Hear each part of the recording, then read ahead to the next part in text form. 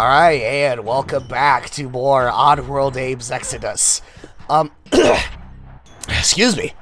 Alright, anyway.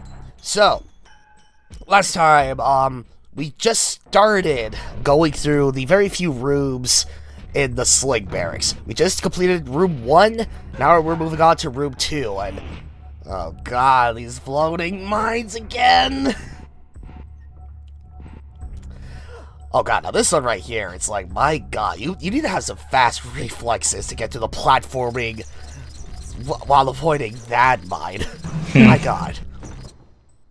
Now I know, like, each room, like, if you in the last part, they showed a little map, like a little directory, as it were, on like what rooms there are, and I believe how many Mudokons are in there. I know each one has like a particular name in it, but for some reason it completely eludes me on what they call each particular room. I think one of them is like a rifle range or something. I highly doubt this is it though.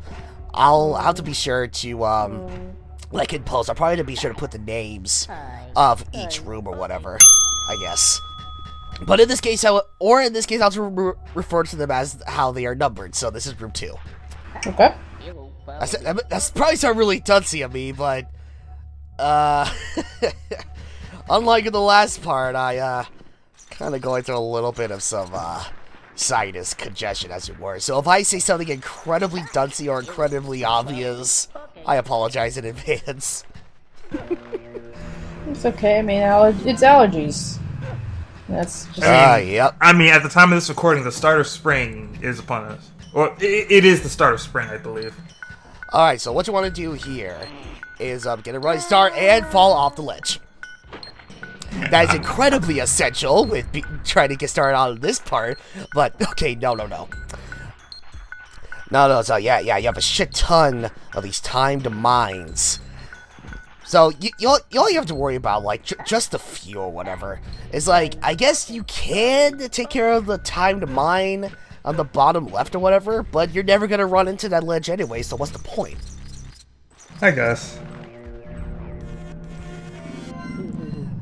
Oh, actually, I guess I believe if memory serves, eventually we're going to be getting into a secret, but while we're doing that, there is something a little bit interesting that I found out. I think it was like in part 11, Danny here was asking a shit ton of questions about, like, how is it possible to, for Abe here to possess his own farts or whatever, as opposed to possessing sligs and all these other living creatures like scrabs, pyramids, and stuff. I actually found this out from this little series on the Oddworld website called Ask Alf. For those who don't know, Alf is actually one of the Mudokons that accompanied Abe while they're on their way to Necromites and such. And I guess one of the users asked him, this is a very important question. How did Abe find out that he could possess his fart? And what's the whole science behind it? Is it the spirits of the Mudokons whose bones are in the brew?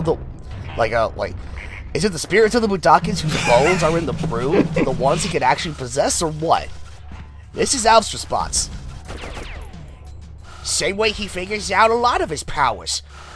By looking at what the Gluckons tell him not to do, then doing that. Once you spot that pattern, you see all over the place. As for the science of possessing farts, let me ask you this. What's the science behind possessing anything else, huh? So it's like I think even Alf was also questioning, like, okay, yeah, I don't know, how come is it that he can't possess anything else? Like security orbs or whatever. Translation bullshit.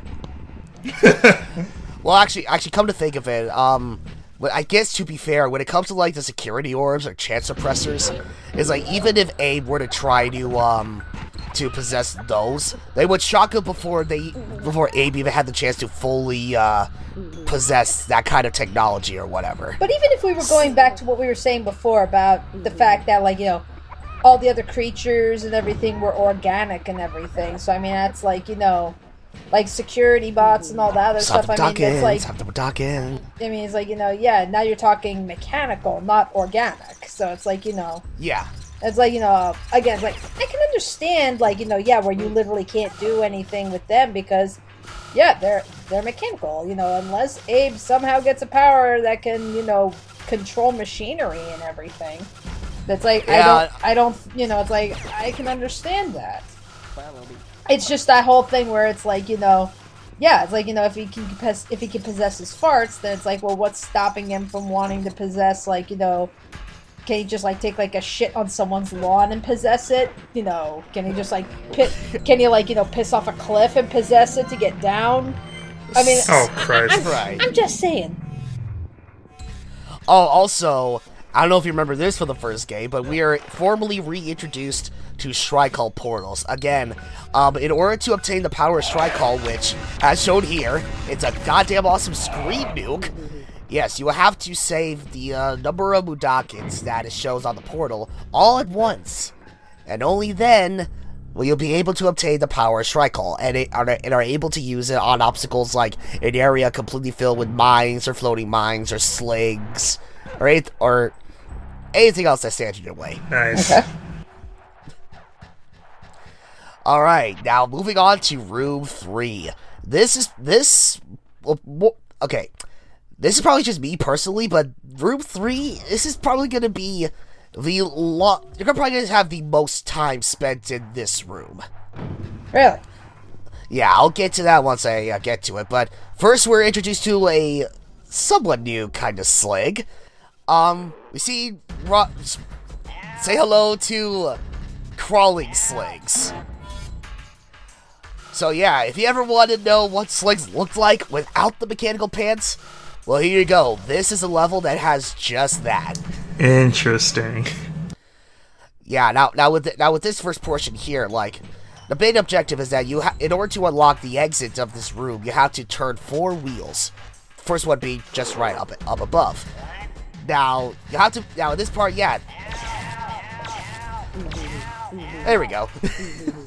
Well, Yeah, it's like you have to pretty much electrocute those crawling sligs before they even have a chance to press those little buttons that dispenses new mechanical pants. It's almost said mechanical pens. It's like, whoa. But yeah, there's not really much to the crawling sligs. All they can do, this is all they can pretty much do, really. This is their most invulnerable state. Or not invulnerable, most vulnerable state. There we go. Now, another thing I should probably point out, and this is probably the biggest reason why you'll probably have the most time spent on doing this level. I mean, not only does each wheel help unlock the door that leads you to the exit of this room, but each wheel also unlocks a door that will allow you to lead you to these somewhat secret rooms that will help you save these other Mudokons trapped in the room. Goddamn, just trying to... I know what he's gonna do. It's like, oh shit. Okay, that works too. Okay. Yeah, it's like it's bad when when you're in possession of a flying slig and you're trying to confront this other flying slig, but the opposing flying slig has the higher ground, I guess. Yeah, because considering that flying sligs can contain like a grenade launchers or whatever, it's like, yeah, if you're below an opposing slig, well, you probably have an idea where the disadvantage comes from. right. There you go. Got him. Ow. Ow. Fuck. Ow. Learn to drive. I'm drunk. You don't have an excuse. Now you may want to keep possession of this flying slig, because we're about to see there we go. There's the secret doors, these suites, as it were. Yeah, those are the secret rooms I was referring to. So yeah, it's like we turn the wheel for if you saw like in the wheels, they have certain letters. So yeah, obviously when I turn the wheel when I turn wheel A, it opened up. Oh fuck. Forgot that didn't happen. Anyway. So yeah, I turn wheel A, that unlocks Suite A, and, you know, so on and so forth. It's just a matter of trying to get to those wheels and then turning them. Okay, now this is complete utter bullshit here. It's like, okay, I'm sorry. It's like, to me, even though this is clearly not letting me get the flying slig up to this part of the level, I'm sorry. It clearly looks like there is exactly enough room, you know, to have me put the flying slig through that little gap. Enough room to fall, not enough to fly. Yeah, exactly, yeah. It's like, okay, I can get up there just fine with aim, but it's like, oh, no. Even though it clearly looks like I have enough room to take the flying slig up there, no, the game won't let me. I mean, it's like, I know what they're trying to do. It's like, okay, if they can allow me to have a flying slig at that upper level, it's like, oh, then clearly that's just breaking the entire level altogether. It's a piece of cake. I get that. But still, it's like, I'm sorry, that's kind of bullshit. Alright, but with these secret rooms, yeah, there's not really much to these secret rooms or whatnot. It's like, you have to deal with one slig, and it's like, depending on what kind of obstacles you have to worry about in each room. It's like with Suite B right over there. It's like, yeah, you have to somehow take possession of a slig one way or the other, and either just blow them up like usual, or again, use them to unlock the slig locks, or voice locks. So that way it'll be easier for you to save the other Mudokons. Oh. By the way. Yes? Yeah.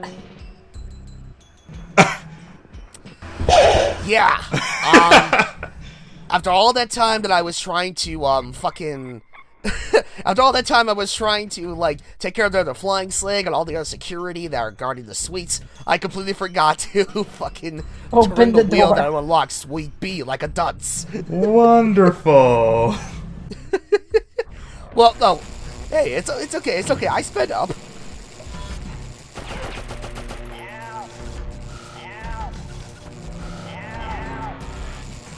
No use calling for help now. Nope, you're already screwed.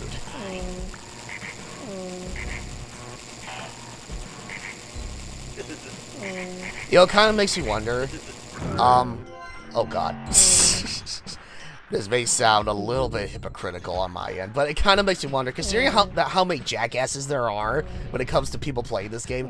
You know what, I'll bet you anything, they probably would have, like, okay, you know what, no, forget getting a slig down here and unlocking the slig voice lock. I'm just gonna chant and have the Mudokons blindly, even though they're not blind, run through those electric gates and electrocute themselves.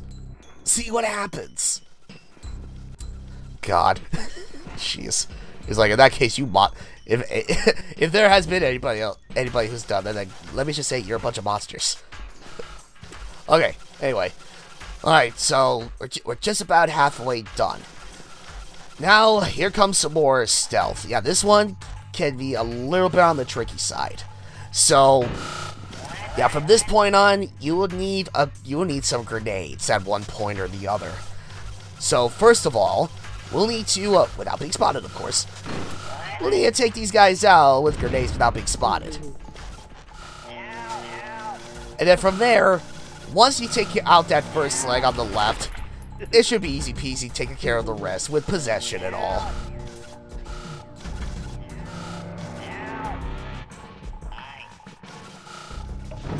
There we go. Okay. So now, we're 3/4 of the way out of this level, and now Suite C is in our grasp. Alright, but that guy's gonna cause some trouble for as we try to get to Wheel D. Let's take him out. Dead. First try. Yeah, dead. Okay. Now we'll need to pick up one last grenade because we're going to need to do a little something else to get at the wheel to unlock Suite D. So let's take out this security orb, and you may see where this is going. Yes, Much like any other slig out there, we can possess crawling sligs. For one purpose only. To, wait. What am I? Oh, yes, that's right. Of course, it's completely essential. I have to hump the door. Oh, okay. All right, of course. How could I forget? Oh, God damn it. Okay, but no, yeah, the one main purpose, yes, is to just unlock those doors, and then immediately have our slig be shot up. Yes, like, no matter what you try, the moment the screen transitions from one screen to the other, the sligs on the other side are blocking the doorway.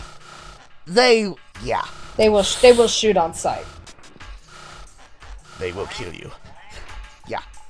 Did I say that was the last grenade? I'm sorry, I was wrong. Just one more, just to take out these sligs guarding the door. If there's anything that Uncharted has taught me, you can never have too many grenades. Oh yeah. You can never have too much of anything, really. Guns, gun ammo, grenades, rockets, everything. Alright. But now that we have Sweet C and Sweet T opened up, it's time to save our other buddies.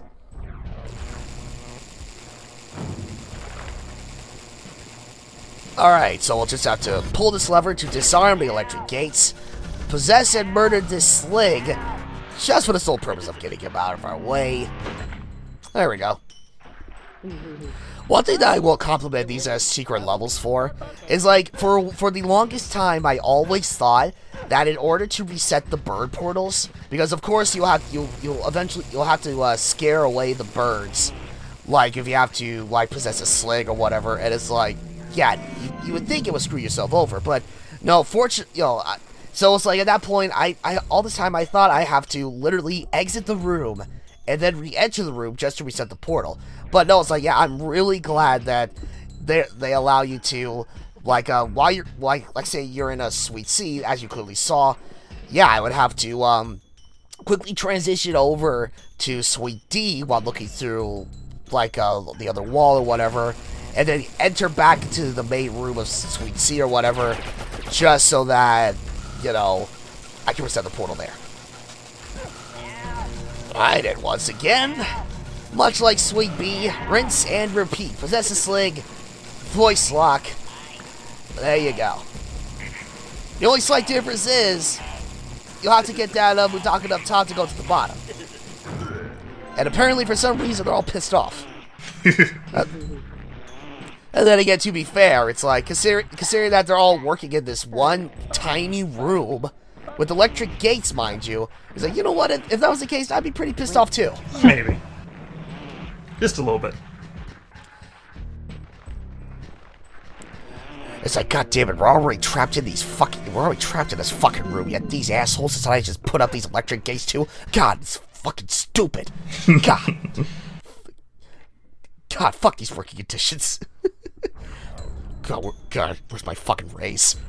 I've been scrubbing these floors for years, and I'm not even getting a free soda. Okay, alright, anyway.